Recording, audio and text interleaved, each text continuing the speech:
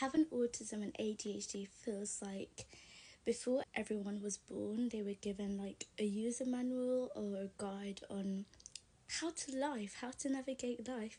I've been thinking about how to articulate this for the longest time, and I finally managed to get the words out, but I've written them out because if I try to freestyle it, knowing me, I'm probably going to stumble my way through and then no one will really get the message or what I'm trying to say. So here goes, bear with me. Having autism and ADHD, see, I'm already stumbling.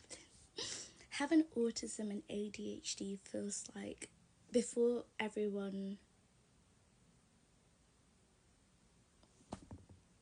Let's try that again.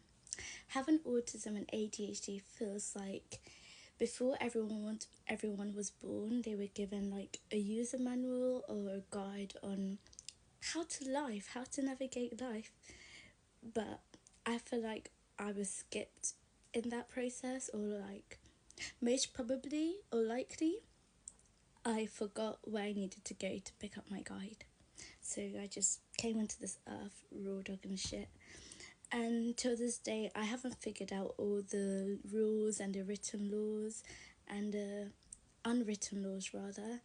And even when I do think I figured them out, it often makes no logical sense to me. Like, why is it even a rule? Or, like, I understand it, but I don't understand or think it's necessary, or like I have to also operate according to those rules. Like, it just, on a surface level I get it, but on a deeper level I just can't understand the reason for why it's like a law or rule.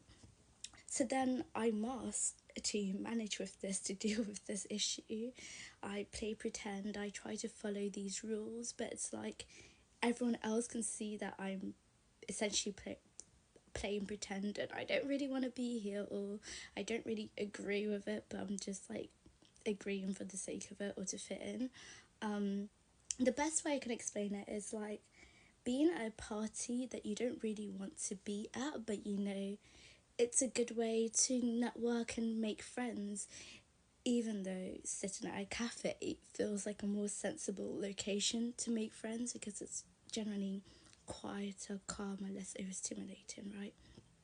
But then you go to the party anyway, your friends say come along, it's a good way to make new friends, you do all the things everyone expects you to do, you make small talk, but again, you don't understand how the small talk and surface level conversations will make you friends. Like, I don't get how talking about how was your weekend and oh, the weather's so lovely is gonna make me friends because I can talk to everyone like that. Like, friendship for me means like having shared interests, understanding each other on a deeper level, because you can have surface level relationships with anyone, literally a random person you meet on the street.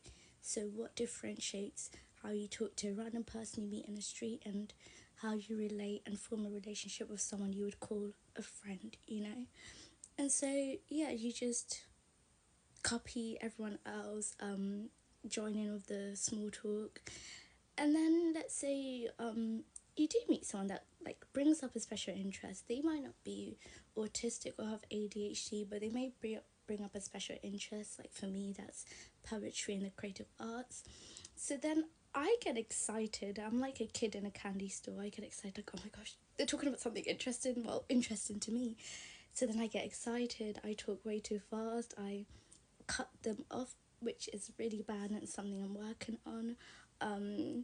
And my overexcitement at that ends up ruining the vibes because I get too excited. Like, it's not an appropriate level of engagement in the conversation.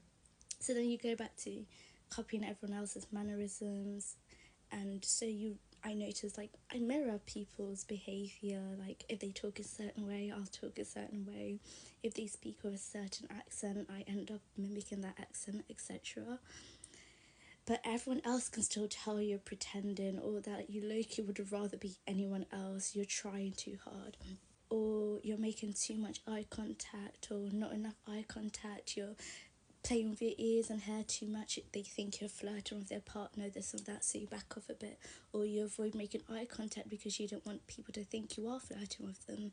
Like, you end up having a million thoughts going through your head over the simplest interactions, and it shows in your body language. So I guess that's where the uncanny valley effect comes from. So to summarize, having autism and ADHD often feels like I'm both doing too much but not enough at the same time, and that's really hard to reconcile with. Like, I just can't seem to find a balance, and it's very frustrating. I struggle with like relationships, friendships, interacting with colleagues, literally everyone, because I can never tell if I'm doing too much or not enough, and I just can't find that right level. So yeah, that's how I would explain living with autism and ADHD from my perspective, anyway.